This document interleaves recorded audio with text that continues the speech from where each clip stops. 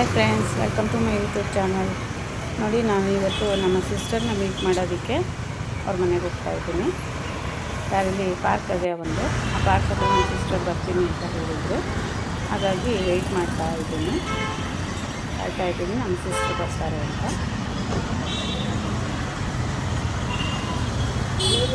ಪಾರ್ಕಲ್ಲಿ ಎಷ್ಟು ದೊಡ್ಡ ದೊಡ್ಡ ಮರಗಳು ಬೆಳೆಸಿದ್ದಾರೆ. ಹಾಗೆ ಟೈಮ್ ಪಾಸ್ಗೆ ಅಂತ ವಿಡಿಯೋ ಮಾಡಿಕೊಂಡು ನನ್ನ ಸಿಸ್ಟರ್ನ ಕಾಯ್ತಾ ಇದ್ದೆ. ನೀವು ಓಡಾಡ್ತೀಯನ್ ನೋಡಿ, ಬರ್ತೀಯನ್ ಬಾ ಅಲ್ಲಿಂದ. ನಮ್ಮ ಸಿಸ್ಟರ್ ಬಂದರು. ಈಗ ನಾವಿಬ್ಬರು ಸೇರಿ ಹೊರಗಡೆ ಸುತ್ತಾಡೋಕ್ಕೆ ಹೋಗೋಣ ಅಂತ ಒಂದು ಡಿಸೈಡ್ ಮಾಡಿದ್ವಿ. ಹಾಗಾಗಿ ನಮ್ಮ ಸಿಸ್ಟರು ನಾನು ಹೊರಗಡೆ ಹೋಗ್ತಾ ಇದ್ದೀನಿ. ಒಂದು ಸೆಲ್ಫಿ ತಗೊಳ್ಳೋಣ ಅಂತ ಹಾಗೆ ವಿಡಿಯೋನೇ ಮಾಡ್ತಿದ್ವಿ.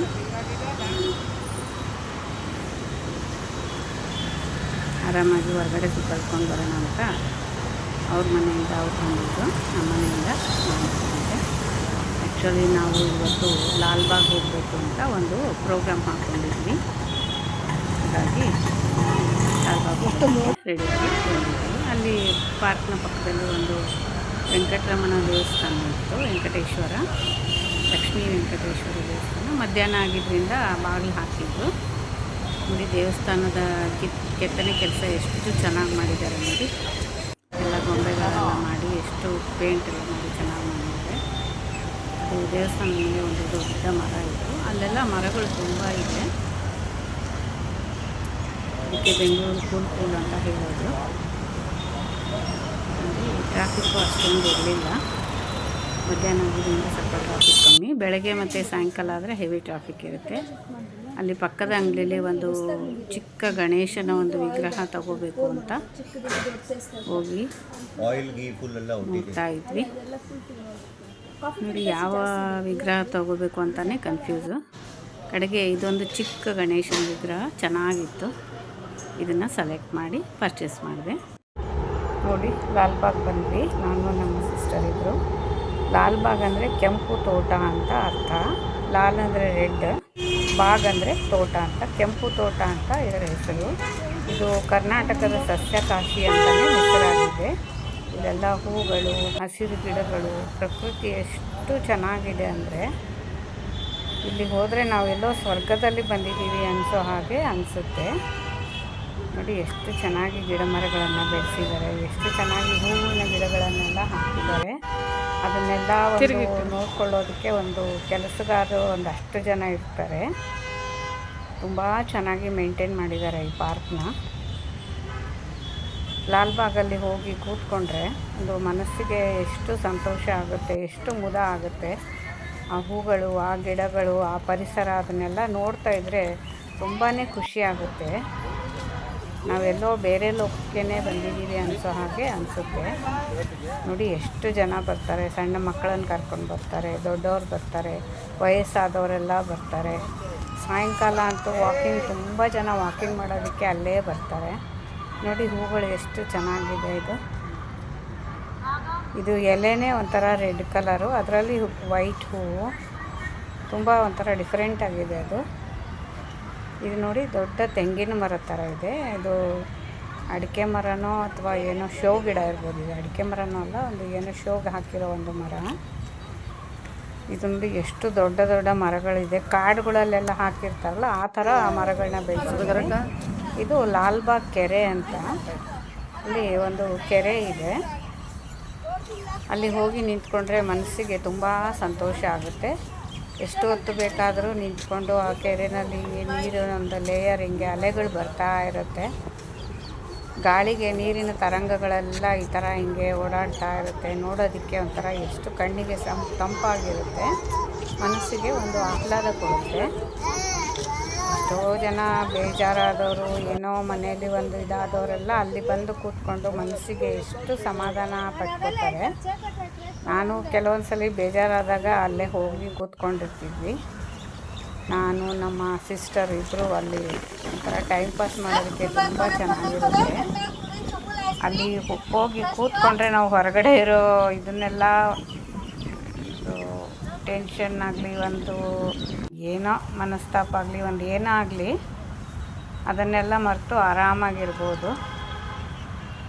ತುಂಬ ದಿವಸ ಆಗಿತ್ತು ನಾವು ಲಾಲ್ಬಾಗ್ ಹೋಗಿ. ಈ ನಡುವೆ ಹೋಗೋಕ್ಕೆ ಆಗಿರಲಿಲ್ಲ. ಮೊದಲೆಲ್ಲ ಆಗಾಗ ಹೋಗ್ತಾ ಇರ್ತಿದ್ವಿ. ಹೂಗಳು ನೋಡಿ ಎಷ್ಟು ಚೆನ್ನಾಗಿದೆ, ಒಂಥರ ಗೊಂಚಲಾಗಿ ಬಿಟ್ಟಿದೆ ಹೂವು, ಎಷ್ಟು ಸುಂದರವಾಗಿ ಕಾಣುತ್ತೆ ನೋಡಿ. ಅದಕ್ಕೆ ಇದನ್ನು ಲಾಲ್ಬಾಗ್ ಅಂತ ಕರೆಯೋದು. ಇದನ್ನು ಹೈದರಾಲಿ ನಿರ್ಮಿಸಿರೋದು ಅಂತ ಹೇಳ್ತಾರೆ. ಸರಿಯಾಗಿ ಯಾರು ಅಂತ ಪಕ್ಕಾ ಒಂದು ಉಲ್ಲೇಖ ಇಲ್ಲ. ಲಾಲ್ಬಾಗ್ ಅಂದರೆ ಅದೇ ಹೈದರಾಲಿ, ಮೋಸ್ಟ್ಲಿ ಅವ್ರು ಹಿಂದಿ ಇದರಲ್ಲೇ ಹೆಸರಿಟ್ಟಿರ್ತಾರೆ. ಹಾಗಾಗಿ ಲಾಲ್ಬಾಗ್ ಅಂತ ಇದಕ್ಕೆ ಹೆಸರಿಟ್ಟಿದ್ದಾರೆ, ಕೆಂಪು ತೋಟ ಅಂತ. ನೋಡಿ ವಾಕಿಂಗ್ ಮಾಡೋದಂದರೆ ಬರೀ ಮನುಷ್ಯರೆಲ್ಲ ನೋಡಿ, ಪಕ್ಷಿಗಳೆಲ್ಲ ವಾಕಿಂಗ್ ಮಾಡ್ತಾಯಿದೆ. ನೋಡಿ ಪಾರಿವಾಳಗಳು ಹೇಗೆ ಓಡಾಡ್ತಾ ಇದೆ, ಎಷ್ಟು ಮುದ್ದಾಗಿದೆ ನೋಡಿ ಪಾರಿವಾಳಗಳು. ಒಂದರ ಹಿಂದೆ ಒಂದು ರೇಸ್ ಥರ ನಾನು ಮೊದಲು ನೀನು ಮೊದಲು ಅಂತ ಓಡೋಗ್ತಾ ಇದೆ. ಇದು ಒಂಥರ ಕ್ಯಾಕ್ಟಸ್ ಫ್ಲವರ್, ಇದು ಕ್ಯಾಕ್ಟಸ್ ಗಿಡ ಬೆಳೆಸಿದ್ದಾರೆ.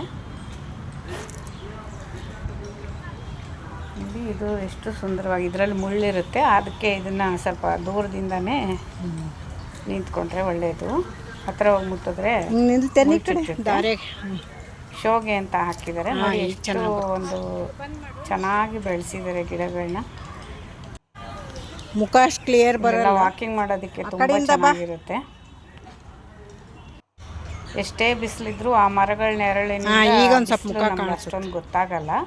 ಆ ಮರದ ನೆರಳೆಲ್ಲ ಬೀಳ್ತಾ ಇರುತ್ತೆ. ಹಾಗಾಗಿ ಬಿಸಿಲಿನ ಅನುಭವ ಸ್ವಲ್ಪ ಕಮ್ಮಿನೇ. ಅದು ಒಂಥರ ಕೂಲ್ ವೆದರು, ತುಂಬ ಚೆನ್ನಾಗಿರುತ್ತೆ ಅಲ್ಲಿ.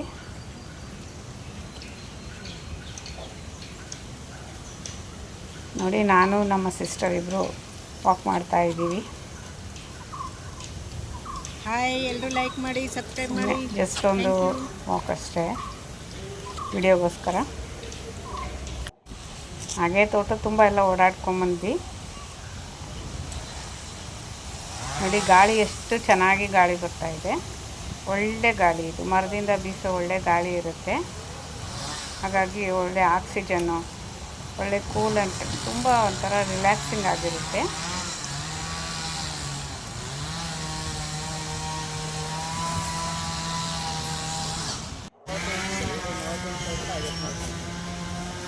ನೋಡಿ ಮರಗಳು ಎಷ್ಟು ಚೆನ್ನಾಗಿ ಬೆಳೆದಿವೆ, ಎಷ್ಟೆಷ್ಟು ಎತ್ತರ ಮರ ಇದೆ. ಮರ ಗಿಡ ಎಲ್ಲ ಇದೆ. ಹೂವಿನ ಗಿಡಗಳಂತೂ ತುಂಬ ಚೆನ್ನಾಗಿ ಬೆಳೆಸಿದ್ದಾರೆ.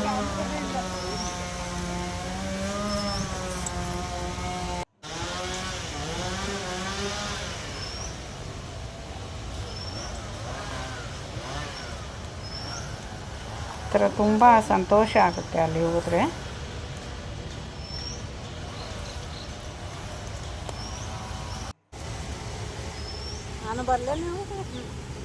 ನಮಗಂತೂ ಎಷ್ಟು ವಿಡಿಯೋ ಮಾಡಿಕೊಂಡ್ರು, ಎಷ್ಟು ಫೋಟೋ ತೊಗೊಂಡ್ರು ಕಮ್ಮಿನೇ ಅನ್ನೋ ಹಾಗೆ, ಅಷ್ಟು ಸುಂದರವಾದ ಪರಿಸರ ಇತ್ತು.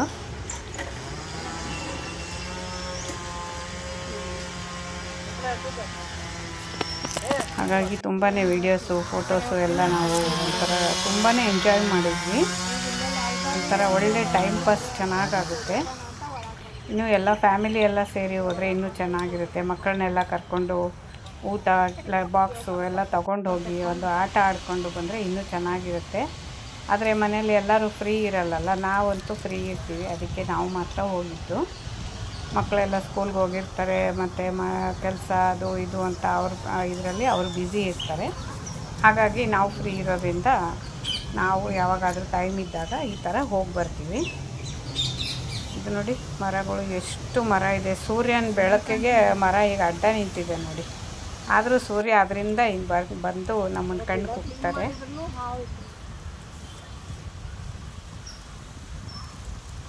ನೋಡಿ ಎಷ್ಟು ಚೆನ್ನಾಗಿ ಸನ್ಲೈಟ್ ಎಲ್ಲ ಬೀಳ್ತಾ ಇದೆ.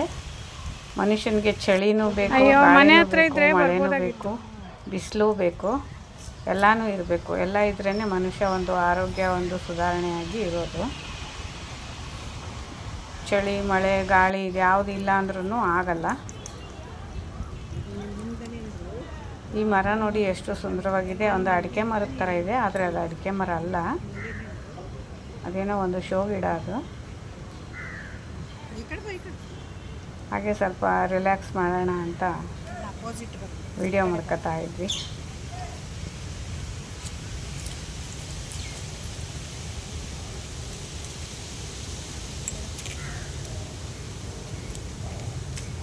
ತುಂಬ ಖುಷಿಯಾಗಿದ್ವಿ ಇಬ್ಬರು, ನಾನು ನಮ್ಮ ಸಿಸ್ಟರ್ ಇಬ್ಬರು. ಏನೋ ಒಂಥರ ಫ್ರೀ ಬರ್ಡ್ ಥರ ಫೀಲ್ ಆಗ್ತಾಯಿತ್ತು ಮನೆಯಿಂದ ಹೊರಗೆ ಹೋಗಿ. ಯಾವಾಗಲೂ ಮನೆಯಲ್ಲೇ ಇದ್ರೂ ಬೇಜಾರಾಗುತ್ತೆ.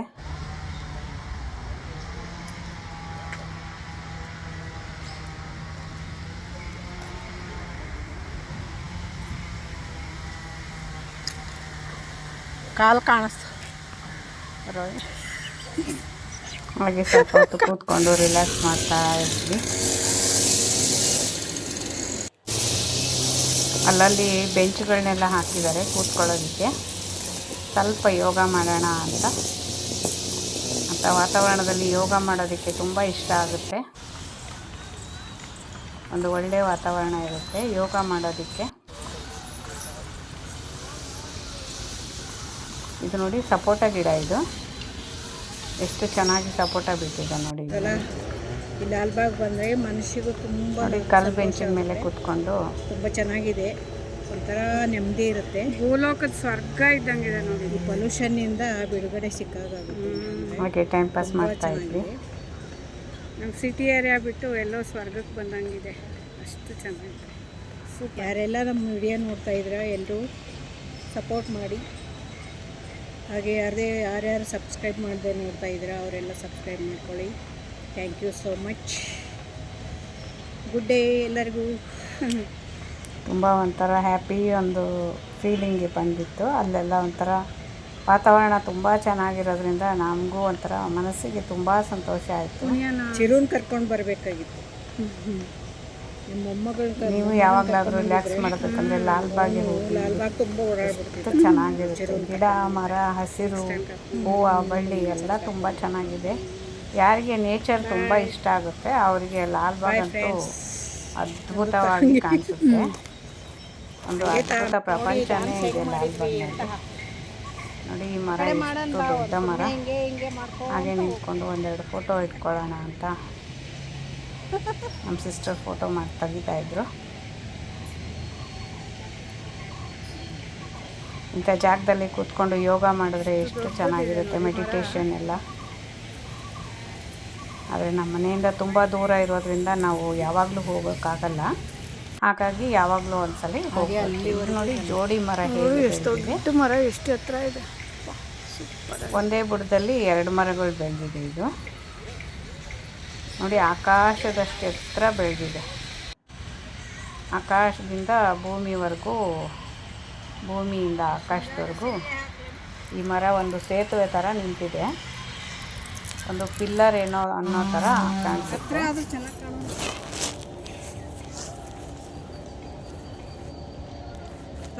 ಹೂವಿನ ಗಿಡಗಳಂತೂ ತುಂಬಾ ಇತ್ತು. ಸ್ಟೆಪ್ಸ್ ನೋಡ್ಕೊಂಡು ಇವಾಗ ನೋಡಿ ಎಷ್ಟು ಚೆನ್ನಾಗಿದೆ ಮರಗಳೆಲ್ಲ. ಆಗಾಗ ಸೂರ್ಯ ಬೇರೆ ಇಣುಕಿ ನೋಡ್ತಾ ಇದ್ರು. ಕೊಟ್ಟರೆ ಅದು ಹಿಂದೆನೇ ಬೀಳುತ್ತೆ. ಆಮೇಲೆ ಈ ಥರ ಎಷ್ಟು ಚೆನ್ನಾಗಿ ಕಾಣುತ್ತೆ ನೋಡಿ, ಮರದಿಂದ ಸೂರ್ಯನ ಒಂದು ಬೆಳಕು.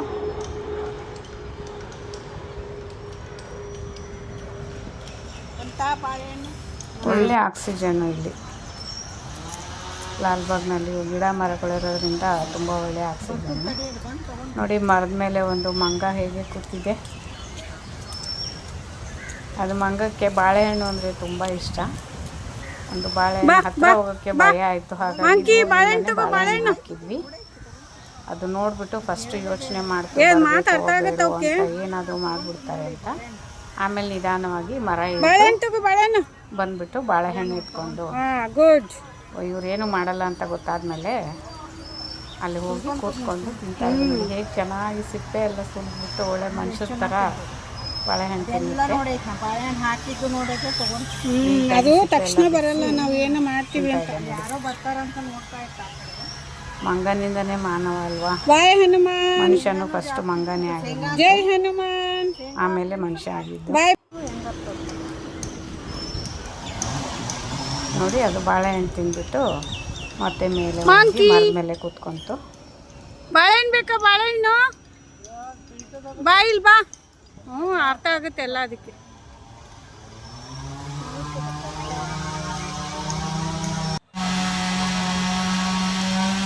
ಇದು ನೋಡಿ ಪಾರಿವಾಳಗಳು ಎಷ್ಟು ಚೆನ್ನಾಗಿ ಅದು ಪಾರಿವಾಳಗಳು ಅವೇನು ಮನುಷ್ಯರು ನೋಡಿ ಹಾರಿ ಹೋಗಲ್ಲ, ಅಲ್ಲೇ ಕೂತಿರುತ್ತೆ. ಅವಕ್ಕೆಲ್ಲ ಅಭ್ಯಾಸ ಆಗ್ಬಿಟ್ಟಿದೆ, ಯಾರು ಏನು ಮಾಡಲ್ಲ ಅಂತ ಗೊತ್ತಾಗಿದೆಯಲ್ಲ, ಹಾಗಾಗಿ ಅಲ್ಲೇ ಕೂತ್ಕೊಂಡು ಕಾಳುಗಳನ್ನೆಲ್ಲ ಆಡಿಸ್ಕೊಂಡು ತಿನ್ಕೊಂಡು ಅಲ್ಲೇ ಓಡಾಡ್ಕೊಂಡಿದೆ.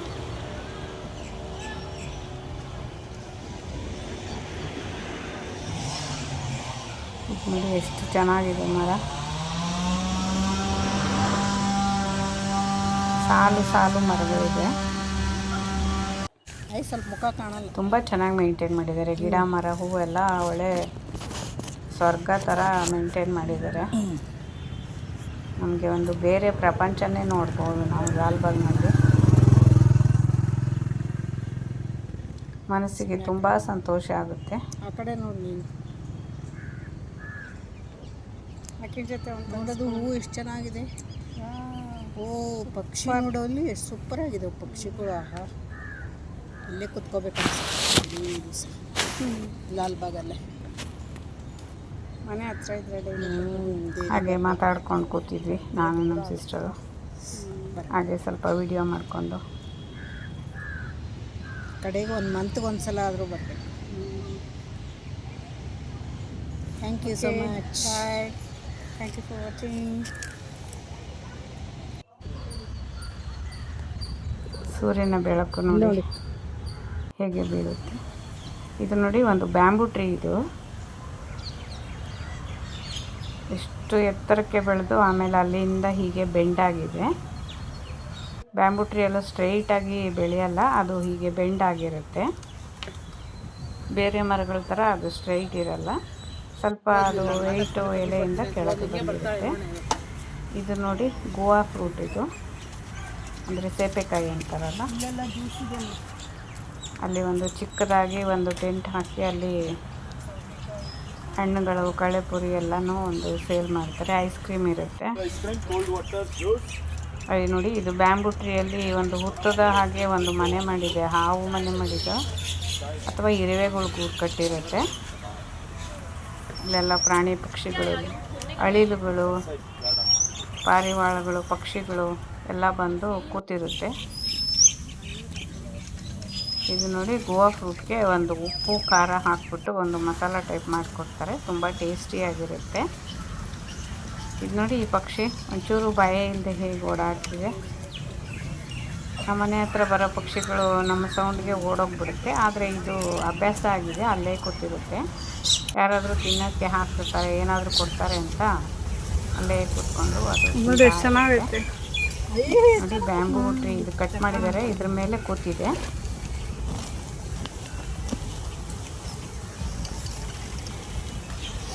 ಇಲ್ಲಿ ಪಕ್ಷಿಗಳು ಓಡೋಗಲ್ಲ, ಇಲ್ಲಿ ಕೂತ್ಕೊಂಡಿರ್ತಾವೆ ಮನೆ.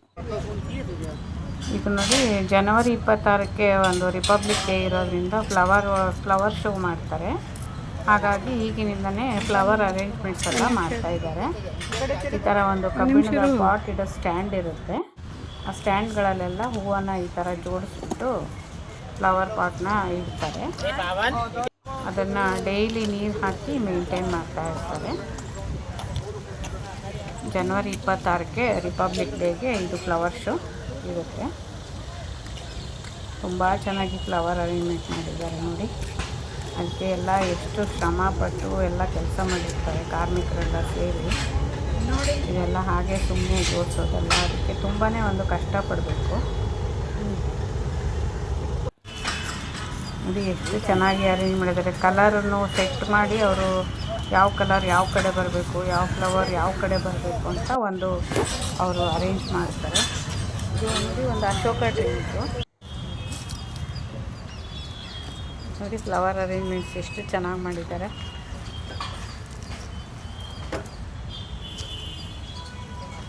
ಎಷ್ಟು ಜನ ಕಾರ್ಮಿಕರೆಲ್ಲ ಸೇರಿ ಕೆಲಸ ಮಾಡಿರ್ತಾರೆ.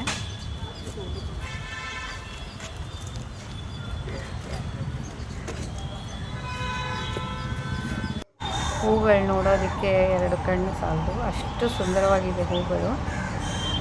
ಬಿಡುವಾಗಿದ್ದಾಗೆಲ್ಲ ಹತ್ತಿರ ಇರೋರಂತೂ ತುಂಬ ಹೋಗ್ತಾ ಇರ್ತಾರೆ, ಸ್ವಲ್ಪ ದೂರ ಇರೋರೆ ಅಲ್ಲಿಗೆ ಹೋಗೋದು ಕಷ್ಟ. ಆದರೂ ನಾವು ನಮಗೊಂದು ಟೈಮ್ ಸೇವ್ ಮಾಡಿಕೊಂಡು ನಾವು ಹೋಗಿ ಬಂದರೆ ಒಳ್ಳೆಯದು.